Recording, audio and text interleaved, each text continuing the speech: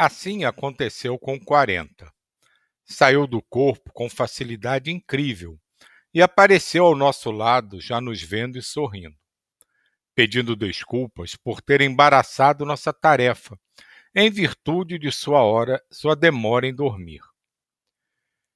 Ele desconhecia o fato de termos chegado ali naquela hora, por causa do trabalho que nos prendera no posto 6. Pegou nas mãos de Miramês e beijou-as com ternura. Abraçou todos nós, como companheiros de coração, e logo lhe veio à lembrança o que lera na hora de dormir. Algo desapontado, lamentou.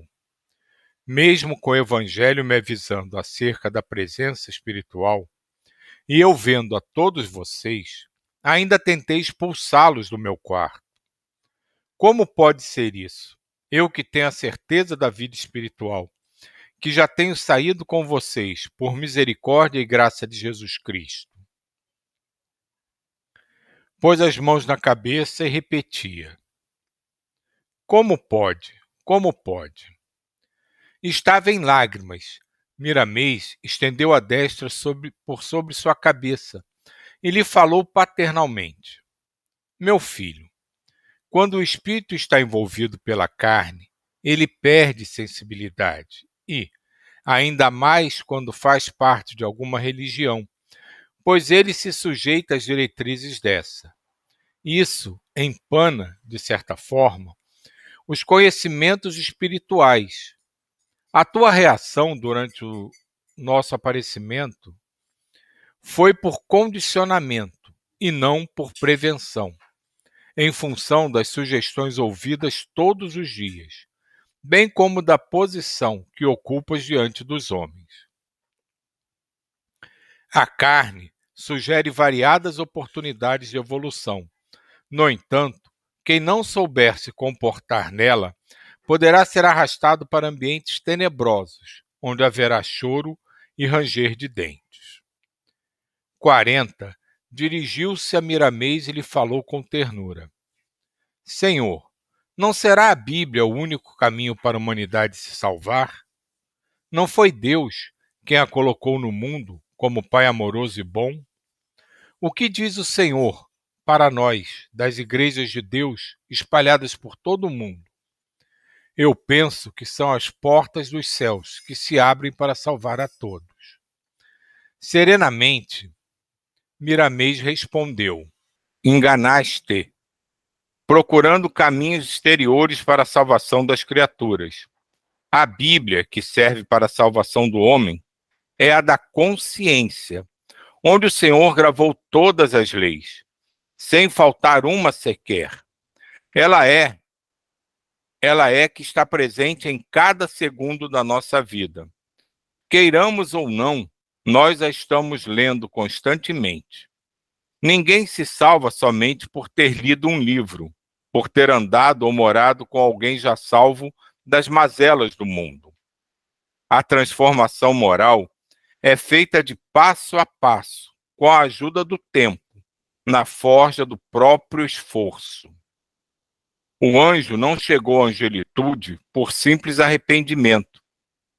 For assim, qual seria o trabalho da justiça de Deus?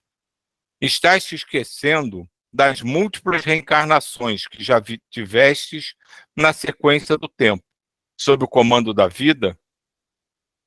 É nos renascimentos sucessivos em que vamos nos depurando em um processo de evolução criado pela inteligência divina por amor a todos nós.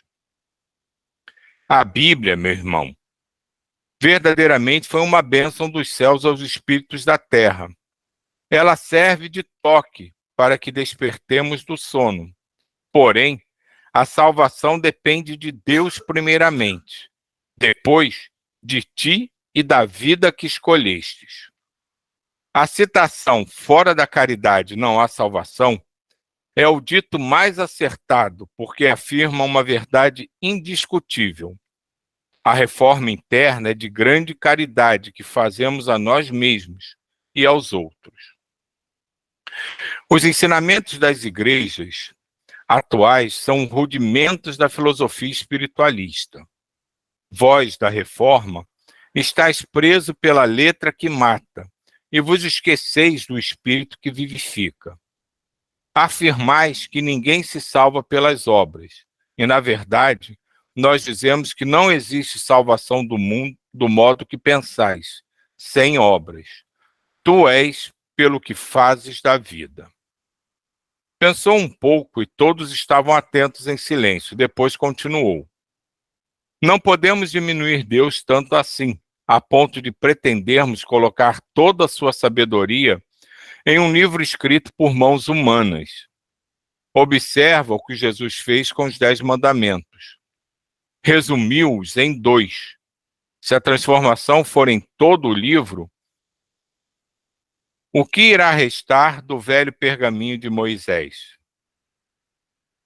O pastor assustou-se, mas como as palavras que ouviram eram de uma lógica irrefutável e o ambiente favorecia, calou-se chorando. Miramês correu os dedos nos cabelos do companheiro e falou com amor. Chora, meu filho. Essa transição é muito difícil, mas se procuras a verdade, não há outro caminho. Ela, por vezes, é dura e áspera. Contudo, no fundo, é o mesmo amor que conforta e instrui. Todos estavam felizes pela maleabilidade do nosso companheiro 40. Ele abraçava todos nós, como irmãos em Cristo, e pedia perdão se tudo aquilo que fez era ofensa às nossas sensibilidades. Rimos depois, e ele nos ajudou a rir. Olhou para todos os encarnados que o acompanhavam e que estavam ali pela porta do sono. Beijou um por um, com ternura fraterna, e pediu a Deus que fizesse dele o menor de todos, mas que o deixasse ser um dos trabalhadores da caravana, em busca de irmãos sofredores. Miramês iniciou a volitação com todos nós, e cada um foi instruído para que ajudasse a planar com os seus próprios esforços. Seguindo o padre Galeno, que ia de mãos dadas, começamos a entrar em um grande cemitério do Rio de Janeiro. O pastor, que não queria que o chamássemos assim, assumiu postura do seu cargo e, aos olhos do porteiro espiritual, apareceu de Bíblia na mão, acompanhado pelos outros encarnados.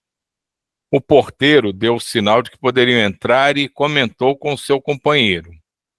Eles são religiosos que vieram orar pelos mortos. Só que os mortos estão mais vivos que eles.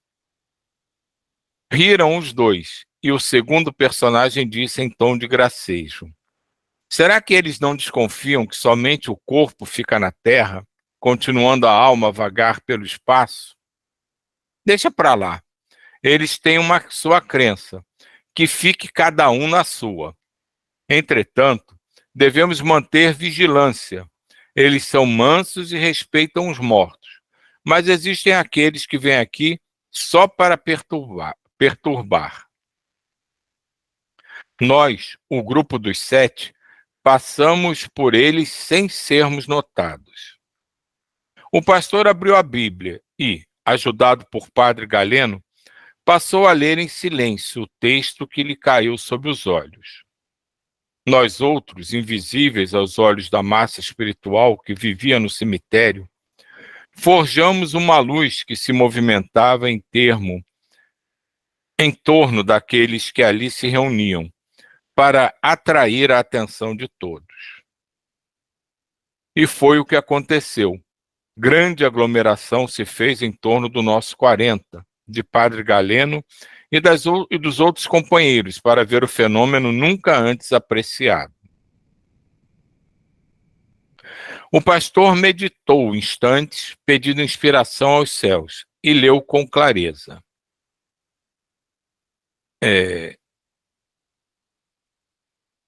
Crônicas, capítulo 16, versículo de 1 a 6, o seguinte: Introduziram, pois, a arca de Deus e a puseram no meio da tenda que lhe armara Davi, e trouxeram-lhe holocaustos e ofertas pacíficas perante Deus. Tendo Davi acabado de trazer os holocaustos e ofertas pacíficas, abençoou o povo em nome do Senhor e repartiu a todos em Israel, assim a homens como a mulheres, a cada um bolo de pão, um pedaço de carne e passas. Designou entre os levitas os que haveriam de ministrar diante da arca do Senhor e de celebrar, louvar e exaltar o Senhor Deus de Israel, a saber, Asaf, o chefe, Zacarias, o segundo, e depois Jeiel, Semiramonte, Jeiel de novo, Matititas, Eliabe, Benaia, Obed, Edom e Jeiel de novo, com alaúdes e harpas. E Asaf fazia ressoar os símbolos. Os sacerdotes Benaia e Jaaziel estavam continuamente com trombetas perante a arca da aliança com Deus. A voz do pastor ficava cada vez mais profunda, tomando um caráter de tamanha sinceridade que todos, ou quase todos, ouviam com maior respeito. Ali estava em espírito muito dos seguidores, quando na carne, de Martinho Lutero, esperando o dia do juízo para serem libertados das trevas dos sepulcros, outros ainda ligados aos restos mortais em putrefação. A massa que estava ali se dividia por sintonia que eles mesmos não percebiam, uns do lado do 40 e outros do lado do padre Galeno, que já se fazia visível com a ajuda de Celes e Caena. Podemos observar que, em cima dos muros e das árvores, estavam postados em uma algazarra tamanha inúmeros vampiros de formas esquisitas, que assombravam até os próprios espíritos que ali se reuniam. Um dos chefes fez menção de descer do muro, dando sinal para outros. Todavia foi observado por Miramês, que em poucos segundos moldou um aparelho com aparência de foguete, mentalizou uma camada de fluidos cuja composição ainda ignoro, e revestiu o engenho com ele. Enquanto Miramês segurava o engenho, ele permanecia inerte, porém, ao soltá-lo, ele movimentou-se com velocidade admirável, desenhando sobre os muros e árvores em luz incandescente. Os vampiros, ao verem aquele aparelho em brasa, puseram-se em debandada. Alguns conseguiam até uma volitação baixa. Era de fazer dó o medo que eles demonstraram diante daquela chama volante que obedecia à mente do nosso instrutor. Aquele que parecia ser o líder deu a ordem de recuar, gritando: "É a luz que nos persegue outra vez, vamos embora." Um deles, tentando um voo incipiente, quase se chocou com o foguete, emitindo um grito estridente e caiu desmaiado, dentro do cemitério. Os vigilantes do Campo Santo, ao presenciarem aquele acontecimento, comentavam entre si: "São os anjos que estão nos ajudando novamente. Esses monstros são terríveis, mas graças a Deus, existem quem olhe por nós." Apanharam com rapidez as armas de que dispunham e saíram a examinar de canto a canto do cemitério, com a ideia de expulsar os invasores daquela área sagrada. Miramês distraiu a atenção dos servidores daquele ambiente, para não verem um vampiro desmaiado, e nos chamou para observar mais de perto daquele monstro voador. Assustei-me quando cheguei perto. Nunca tinha visto tamanha degeneração fisionômica. Tive ímpeto de recuar, porém a consciência me pedia para observar detalhadamente aquele irmão que descera tanto, tomando forma que não devemos descrever, por enquanto, a não ser alguns detalhes. As asas abertas eram 2 vezes maior do que o corpo. Estavam em lugar dos braços, que se deformaram em protuberâncias. Eram mais ou menos como as dos morcegos. Embaixo dos pés também pareciam saliências, como pequenas asas. Depois que os vigilantes passaram e desapareceram entre as sombras dos mausoléus, Miramês deu uma ordem mental ao filho das sombras, e ele levantou-se meio cambaleante. A mente do nosso instrutor o ajudou a levantar voo e ele sumiu em direção ignorada. Aqui cabe uma observação rápida também, que já está até terminando. Ver como muita gente, né, numa situação dessa, teria a tendência de prender, né, e muitos grupos realmente fazem isso. Esse espírito mal prende e leva ele para tratamento. Em vez da postura de Miramês, ele vai lá, levanta, deixa o pessoal observar para perceber tudo o que acontece em termos de degradação que pode levar, e depois deixa que ele vai embora. Porque não está programado nada para esse espírito ali naquele momento.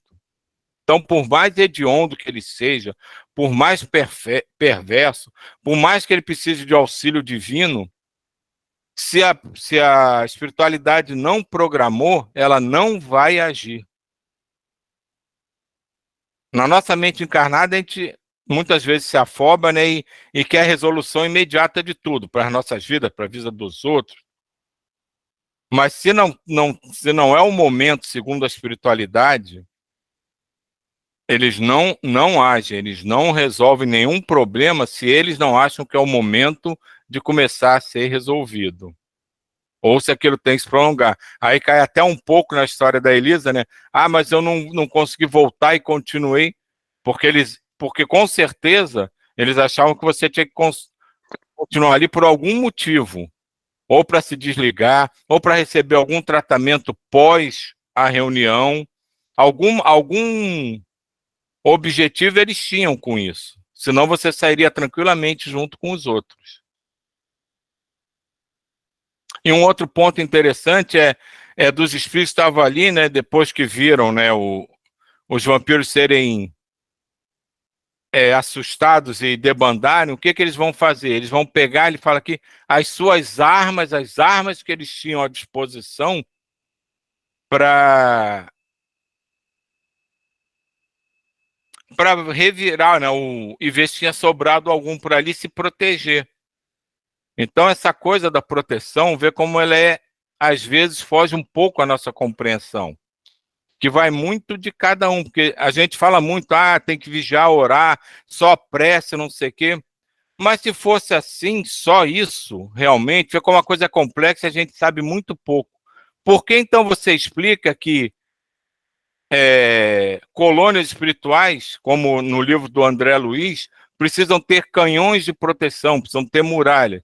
Se fosse só orar e está tudo resolvido, estou com Deus, estou salvo, então como é que você explica que colônias espirituais, que ninguém duvida da vibração que tem ali, precise desses canhões? É porque a coisa é muito mais complexa do que a gente imagina. E quão pouco a gente sabe na realidade, não quero dizer nem que sabe, né, mas que a gente lembra agora, encarnado, do que é realmente a vida no mundo espiritual e como essas energias fluem ali.